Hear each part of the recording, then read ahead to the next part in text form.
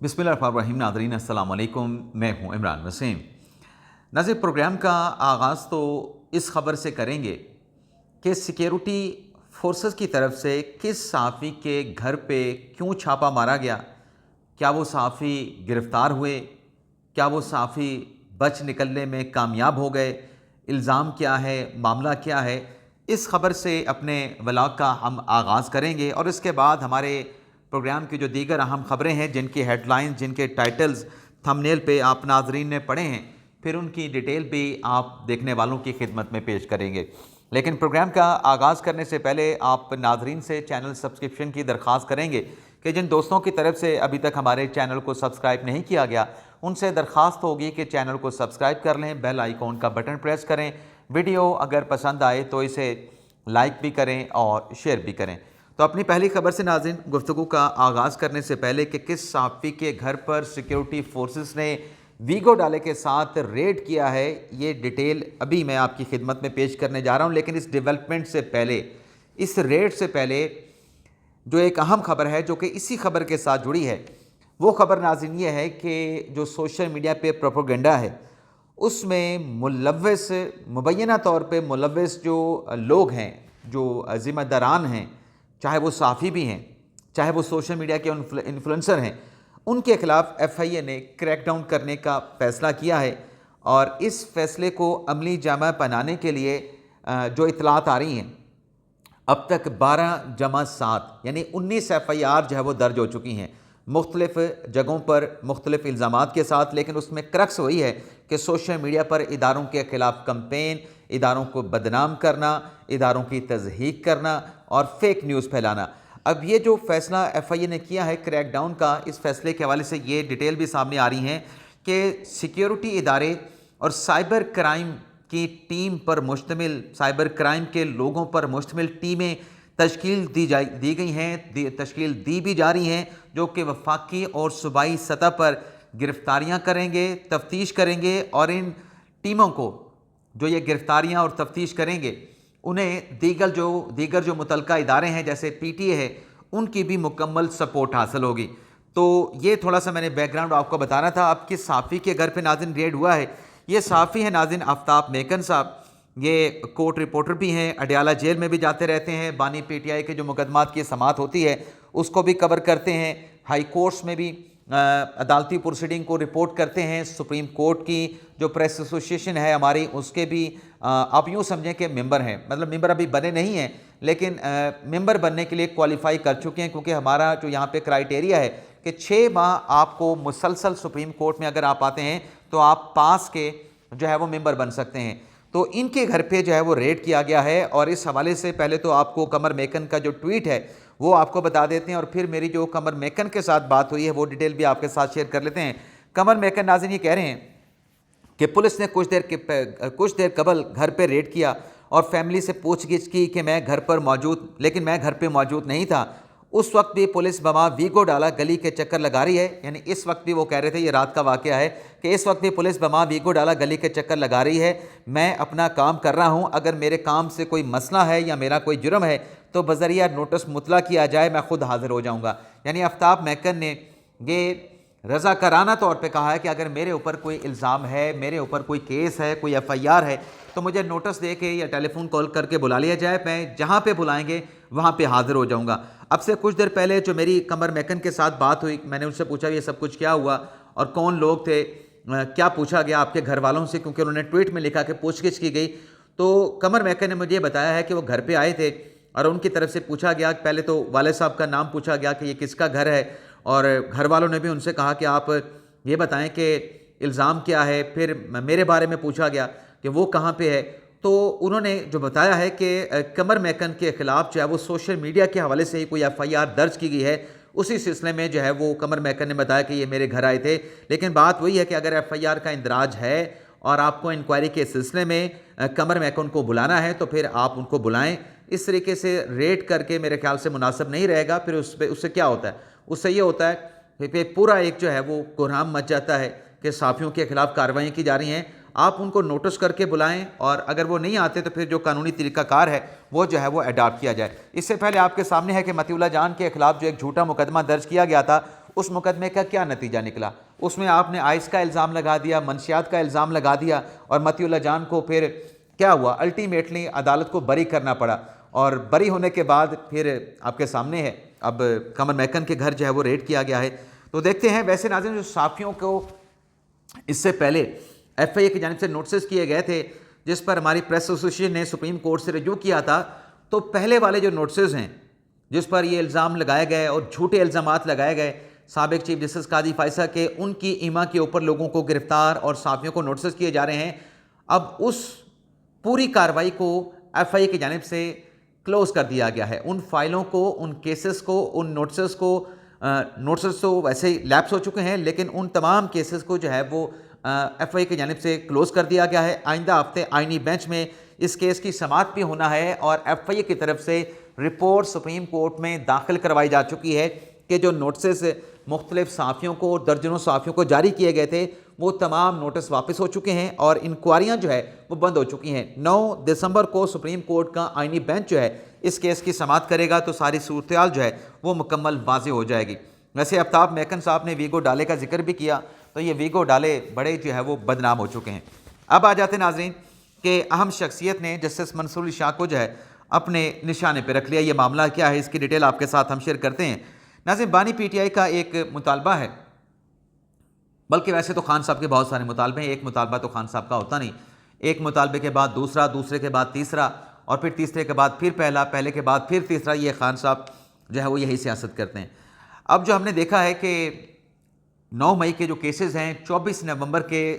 Incident کے بعد وہ کیسز بڑی تیزی کے ساتھ چلنے شروع ہوئے ہیں، اور یہ بات ریاستی حلقوں میں ہوئی ہے کہ اگر 9 مئی کے واقعے کی انویسٹیگیشن اور وہ اپنے منطقی انجام تک 9 مئی کا کیس پہنچ جاتا، جو ذمہ داران ہیں ان کو سزائیں ہو جاتی، تو 24 نومبر کا واقعہ نہ ہوتا، 24 نومبر کا یہ جو کچھ بھی ہوا یہ بھی نہ ہوتا۔ اب عمران خان صاحب کہتے ہیں کہ 9 مئی کی تحقیقات کرائیں، ساتھ میں 24 نومبر کی بھی عمران خان صاحب کہتے ہیں کہ تحقیقات کرائیں، اور عمران خان صاحب نے جو نئی ایک ڈیڈ لائن دی ہے، نیا جو کارڈ کھیلا ہے، نئی جو دھمکی بھی آپ کہہ سکتے ہیں کہ اگر 14 دسمبر تک یہ انویسٹیگیشن نہیں ہوتی اور پھر ہم سول نافرمانی کی کال دیں گے، اور اگر ہمارے ارکان جو ہے وہ رہا نہیں کیے جاتے، پارٹی کے لوگ رہا نہیں ہوتے، تو اس کے اوپر بھی ہم جو ہے وہ سول نافرمانی کی جو کال ہے اس کو آگے لے کے چلیں گے۔ اب عمران خان صاحب یہ چاہتے ہیں کہ 9 مئی اور اس کے ساتھ ساتھ جو 24 نومبر ہے اس کی جو انویسٹیگیشن ہے وہ سپریم کورٹ کے سینئر ججز سے کروائی جائے، سپریم کورٹ کے سینئر ججز ہوں، ان کے نیچے پاناما طرز کی جے آئی ٹی بنے جو اس سارے معاملے کو انویسٹیگیٹ کرے، تحقیقات کرے۔ یعنی عمران خان صاحب جو ہے وہ ماضی والا پیار محبت جو ہے وہ سپریم کورٹ سے چاہتے ہیں۔ ابھی چند روز پہلے جو پاناما کے اسکینڈل کے حوالے سے جماعت اسلامی کی درخواست تھی، اس پر بھی عدالت نے موجودہ جو عدلیہ انہوں نے سوال پوچھا تھا جماعت اسلامی کے وکیل سے کہ آپ جو پاناما اسکینڈل کی تحقیقات چاہتے ہیں، آپ یہ بتا دیں کہ سپریم کورٹ کس قانون کے تحت جے آئی ٹی تشکیل دے، کیونکہ قانون تو ہے نہیں جے آئی ٹی تشکیل دینے کا سپریم کورٹ کے پاس، کیونکہ عدالت عظمیٰ کے ججز ہوں یا عدالت عالیہ کے ججز ہوں، وہ تو آئین اور قانون کے تابع ہوتے ہیں۔ جو بھی آپ نے آرڈر جاری کرنا ہے آئین اور قانون کو دیکھتے ہوئے عدالت جاری کرتی ہے، تو عدالت تو سرے سے انکار کر رہی ہے۔ اب ماضی میں جب نواز شریف کے خلاف جو کچھ ہوا تھا وہ کیوں ہوا تھا، وہ کسی سے اب ڈھکا چھپا نہیں رہا، وہ اب آپ یوں سمجھیں کہ رائٹنگ آن دا وال ہے۔ لیکن عمران خان صاحب وہی ماضی والا سلسلہ چاہتے ہیں کہ سینئر ججز جو ہیں اس پر مشتمل کوئی بینچ ہو، اس بینچ کے نیچے جے آئی ٹی بنے اور وہ اس کی انکوائری کرے۔ تو یہ جو انکوائری کی بات کی جا رہی ہے، تو اس پہ ناظرین جواب دیا ہے جو حکومتی منسٹر ہیں خواجہ آصف صاحب، ان کی طرف سے یہ جواب دیا گیا ہے کہ عمران خان صاحب 9 مئی کی کس بات کی تحقیقات چاہتے ہیں، اور ان کی طرف سے کہا گیا ہے کہ اس واقعے کے شواہد بھی موجود ہیں، دستاویزات بھی موجود ہیں، ثبوت بھی موجود ہیں، اور جو عمران خان صاحب جو ہیں سینئر ججز پر مشتمل ان کی سرپرستی میں، ان کی نگرانی میں جو 9 مئی کی انکوائری چاہتے ہیں، یہ 9 مئی کی اگر تحقیقات ہو جاتی تو شاید آج یہ صورتحال نہ بنتی۔ خواجہ آصف نے کہا کہ 9 مئی کے بعد عمران خان صاحب وہی سرپرستی چاہتے ہیں جو 9 مئی سے پہلے عمران خان صاحب کی ہو رہی تھی، اور سینئر ججز کے حوالے سے خواجہ آصف نے کہا کہ عمران خان صاحب کا جو یہ کہنا ہے کہ سینئر ججز کے نیچے جے آئی ٹی بنائی جائے، تو سینئر ججز وہی ہیں۔ خواجہ آصف صاحب نے نام نہیں لیا، انہوں نے کہا کہ سینئر ججز وہی ہیں جس کی طرف عمران خان صاحب اشارہ کر رہے ہیں، جنہوں نے چند روز پہلے اپنی شکایت کی ہے، اور ایک خط جو ہے وہ چیف جسٹس یحییٰ آفریدی صاحب کو لکھا گیا ہے۔ یعنی پہلے ایک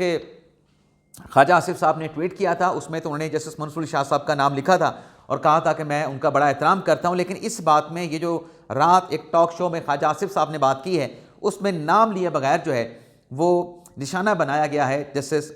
منصور علی شاہ کو خواجہ آصف کی طرف سے کہ سینئر جج جو ہیں، جو عمران خان صاحب چاہتے ہیں کہ ان کے نیچے پاناما طرز کی GIT بنا کے 9 مئی کے واقعے کی تحقیقات کروائی جائیں، تو وہ جسٹس منصور علی شاہ ہیں۔ اور آپ کو بتاتے چلیں کہ سائفر کیس میں جو عمران خان صاحب کی ضمانت ہوئی تھی سپریم کورٹ سے، اس سائفر کیس میں جو ضمانت دی گئی تھی اس بینچ میں جسٹس منصور علی شاہ اس کا رکن تھے، اس کے ممبر تھے، جسٹس اطہر من اللہ صاحب بھی تھے، جسٹس طارق مسعود صاحب بھی تھے، اور اس ضمانت کا فیصلہ سائفر کیس میں عمران خان صاحب کی جو ضمانت کا فیصلہ جو تحریر کیا گیا اس کے آتھر جج بھی جو ہے جسٹس منصور علی شاہ صاحب تھے۔ اب ناظرین آ جاتے ہیں کہ آئینی بینچ کے ججز اور پاکستان تحریک انصاف یعنی عمران خان صاحب کی پارٹی میں پھڈا کیا پڑا ہے۔ یہ ناظرین خبریں دونوں الگ الگ ہیں، لیکن پھڈا پڑا ہے، کہاں پہ زیادہ پڑا ہے کہاں پہ تھوڑا پڑا ہے، یہ ڈیٹیل آپ کے ساتھ ہم شیئر کرتے ہیں۔ یہ جو ناظرین عمران خان صاحب آخری کارڈ کی بات کر رہے تھے کہ میں سول نافرمانی کی کال دوں گا اگر میرے مطالبات منظور نہیں ہوتے۔ مطالبات کیا ہیں میں نہیں دہراؤں گا، آپ کا وقت ضائع نہیں کروں گا، لیکن اس عمران خان صاحب کی اس کال پہ، عمران خان صاحب کے اس نئے آپشن پہ یا نئی دھمکی پہ پاکستان تحریک انصاف کی قیادت میں پھڈا پڑ گیا ہے۔ پھڈا کہہ لیں یا پھر آپ یوں کہہ سکتے ہیں کہ پھوٹ پڑ گئی ہے۔ معافی چاہتا ہوں ناظرین۔ پاکستان تحریک انصاف کی قیادت کا یہ کہنا ہے، جس میں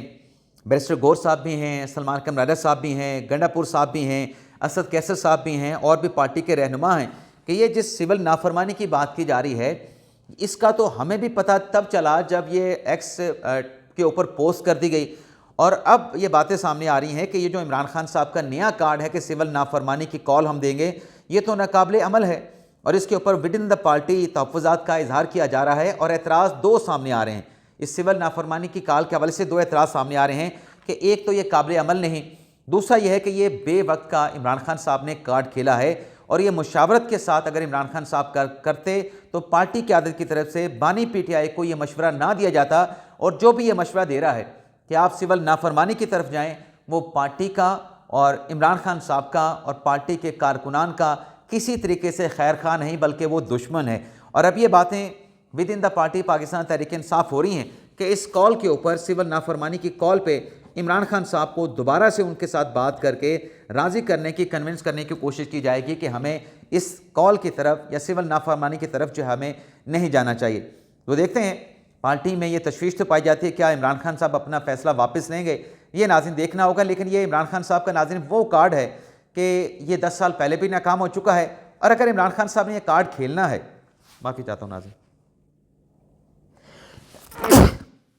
الحمدللہ، اگر عمران خان صاحب نے ناظرین یہ کارڈ کھیلنا تو سب سے پہلے KP حکومت سے خان صاحب باہر نکلیں، مطلب آپ حکومت کو انجوائے بھی کریں اور آپ سول نافرمانی کی کالیں بھی دیں،